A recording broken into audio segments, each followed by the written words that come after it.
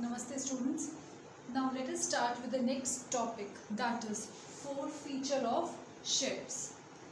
Till now you have learnt how to pass the journal entries when shares were issued, whether they issued at par or we issued the shares at premium, or the concepts of calls in arrear, calls in advance, when shares are issued for consideration other than cash. Fine, so many things you have learnt. You have already learned how to pass the journal entries in case of oversubscription, in case of undersubscription, in case of pro rata allotment. Many things you have seen. Now come to the next concept, that is forfeiture of shares. Forfeiture of shares means when shares are cancelled by the company. See, when any of the shareholder doesn't pay any of the installment, like a shareholder Ram has paid only application. Afterwards, he doesn't pay allotment, he doesn't pay first call, he doesn't pay final call. Then company have no option except to forfeit his shares or to cancel his shares. Now the provision of cancellation of shares because of non-payment of any of the installment is given under articles of association of the company. Now as you know, it's not a mandatory document to prepare. So suppose if your company has not prepared articles of association, then you need to follow the rules given in the table F of Schedule 1 of Companies Act 2013. Fine. So it means that all the conditions of the forfeiture of the shares should be mentioned in your articles of association, right? And if you don't have articles of association, then follow Schedule 1 Table F of Companies Act 2013. Now when we want to cancel the shares of any person, no, we need to give him at least 14 days notice, so that or you may say the last chance, stating that we are going to cancel your shares after 14 days if you don't give payment to us. Now suppose even after getting the notice, the person or the existing shareholder hasn't paid you the amount which you called for, then you have right to forfeit his shares. So when you forfeit the share of a person, then you need to remove his name from the register of members, right? Now it means that now that person is no longer our shareholder and our share capital has been reduced. But just to penalize him, whatever he has paid us, we are not going to return him when we are going to forfeit his shares. Now let me give you explain you through an example. Suppose a person Ram is there, he has paid application and he becomes the shareholders. After that he paid allotment also, but when I asked for first call and second call, he doesn't pay anything. So now it means I can forfeit his shares. Now I can take the shares back from him, but whatever amount he has paid till now, it means that is application and allotment, I'm not going to refund that, I'm not going to return that money to him, I'm going to keep it with me, and this amount which I'm not going to return to him is the profit on forfeiture or profit on cancellation of shares. So I hope this theory portion is clear to you. Moreover, it's given in your book as well. Now let us focus on journal entries. Now see, as I told you that whenever we forfeit some shares, then we need to follow some accounting process. The accounting process of shares which were originally issued at par and shares which were originally issued at premium is 90% same. Only one difference is there. So let us discuss today that how to forfeit those shares which were originally issued at par by the company. Means that for the first time when I issued these shares, I issued those shares at par, and the one who has purchased those shares become my shareholder, and after becoming the shareholder he has only paid allotment to me, and then on subsequent failure of non-payment, you may say allotment, first call and final call, he hasn't paid, so I have to forfeit his shares. So what is going to be the journal entry? Now on the account of forfeiture, I'm going to remove the name of that person from the register of members, and now he is no longer my shareholder, and I have to reduce my capital also. So whenever I reduce my capital, I have to debit share capital account. I have to debit share capital account and debit with number of shares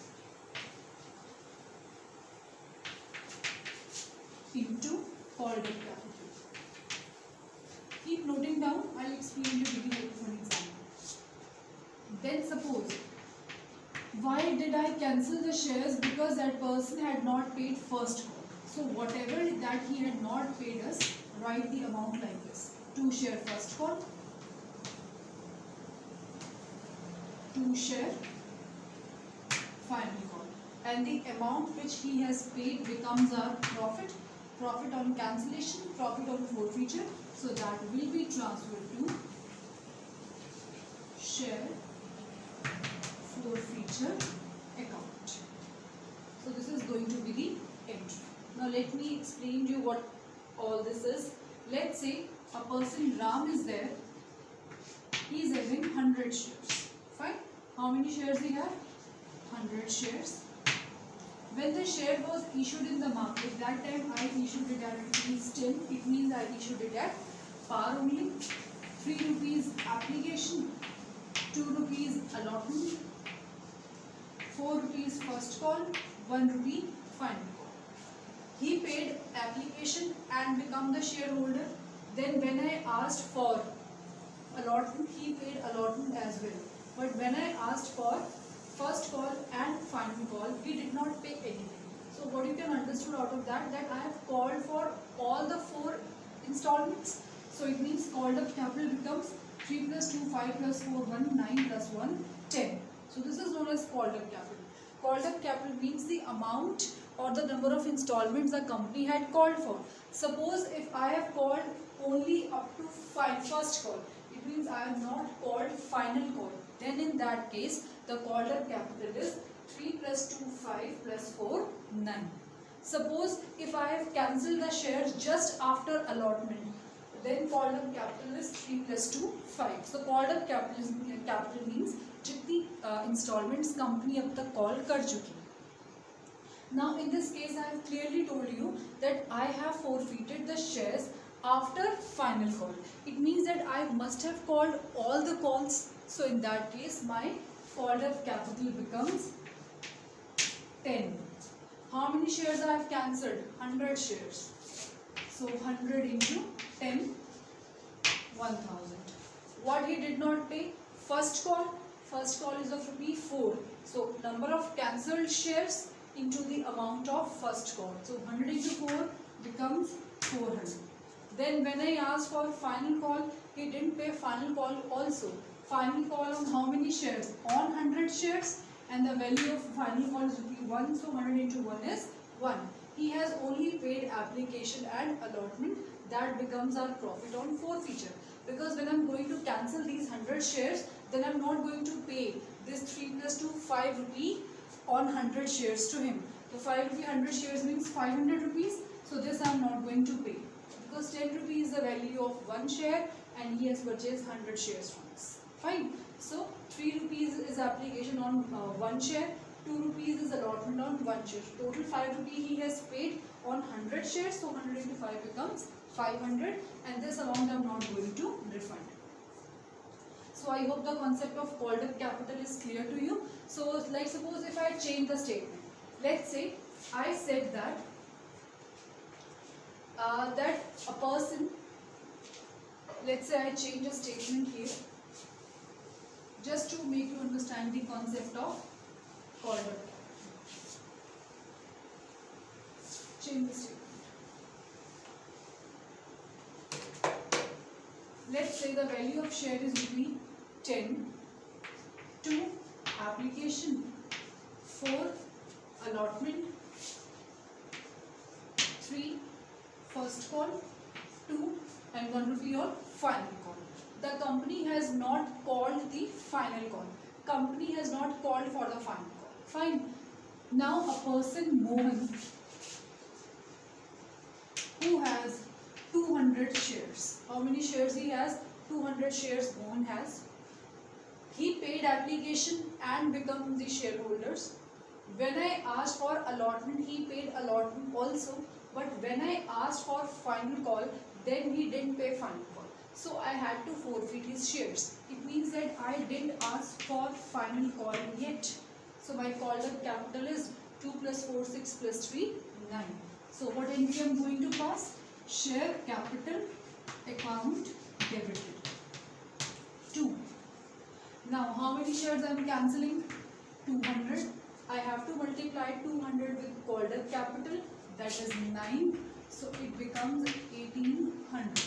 Why I am cancelling his shares? Because he has not paid first call on 200 shares. The value of first call on one share is rupees 3.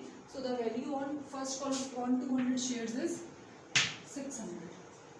He has paid only application and allotment. It means 2 plus 4, 6 rupees he has only paid. So that becomes our profit, as we are not going to return it back. So 200 into 6 is 1200. So this is all about the entry for the forfeitures of the shares when shares were originally issued at par.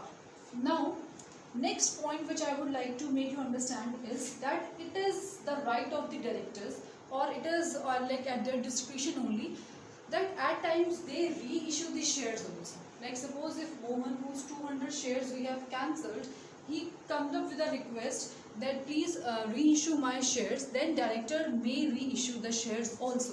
Now directors may reissue the share at par also, at premium also, at discount also. Fine. Now suppose if they are reissuing the shares at par, then entry will be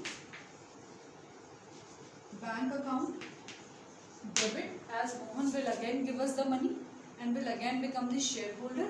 So his name again will be entered in the register of members, and again the money given by him will be included into the share capital. So share capital will increase. If suppose the directors decided to reissue the shares at premium, then what entry we are going to pass? Bank account debit.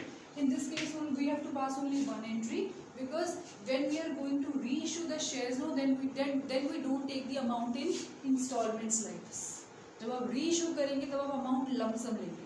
Then you're not going to again ask him for allotment first or final call. Then there is no installments at all. So bank account debited to share capital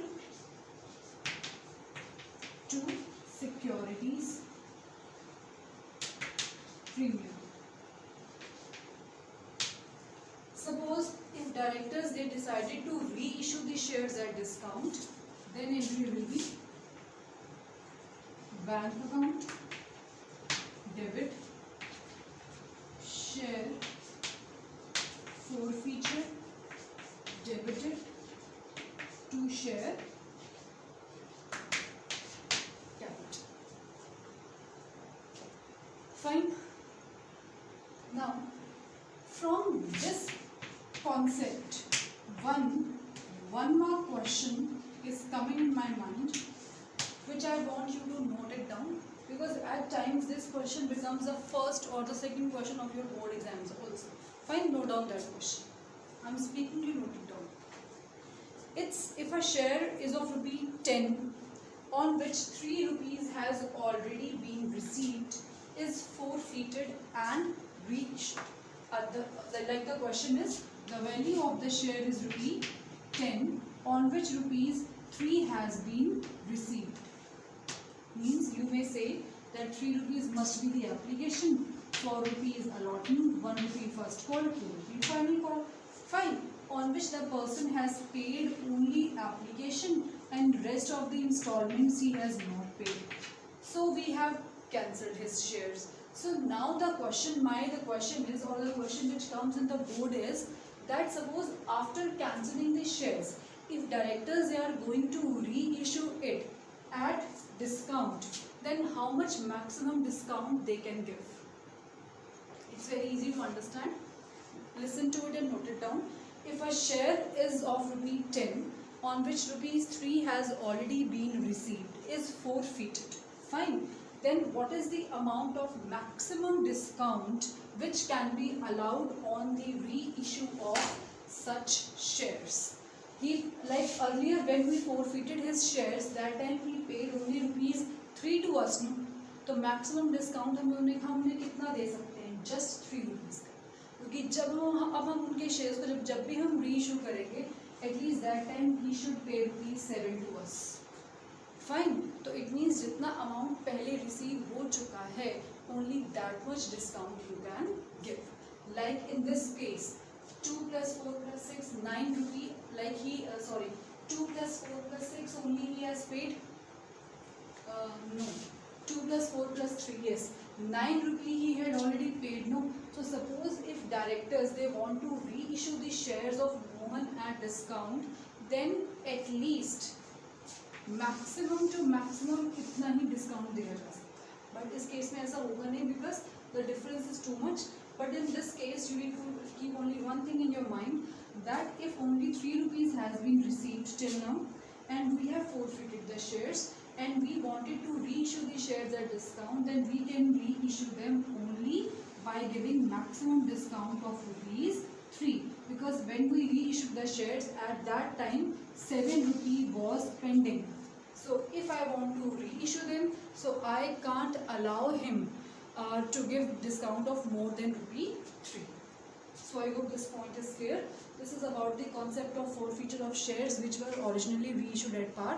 Now let's start with some practical portion. Thank you.